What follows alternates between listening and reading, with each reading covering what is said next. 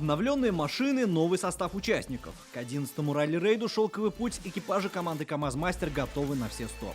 За день до торжественной церемонии старта все участники прошли административные и технические проверки. В прошлом году из-за пандемии гонка не состоялась. Это время наши спортсмены потратили на корректировку техники и составов команды. Сейчас мы проходим технические проверки, где также машины готовы. Машины у нас собираются согласно техническому регламенту. Думаю, что проблем у нас не будет, и мы все пройдем отлично. Прошлый «Шелковый путь» 2 года назад завершился абсолютным триумфом «Синей Армады». Путь из России через Китай в Монголию первым преодолел экипаж Антона Шибалова. Андрей Каргинов и Айрат Мардеев финишировали следом. Эта победа стала 8-й за всю историю проведения ралли. И каждый раз доказывать чемпионство все сложнее и сложнее. Впереди очень пыльно, видите, такой очень достаточно жесткий чернозем и достаточно много скрытых бугров. Я думаю, нужно быть просто внимательным.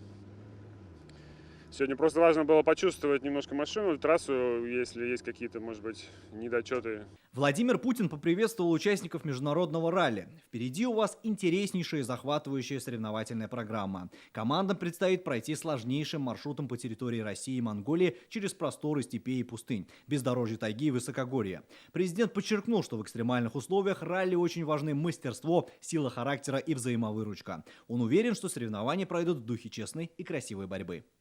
Гонка пройдет с 1 по 11 июля по территории России и Монголии. Старт в Омске, финиш в Улан-Баторе. За 10 этапов участники ралли преодолеют почти 5500 километров. Алмаз Гафиатов, ТНВ, Омск.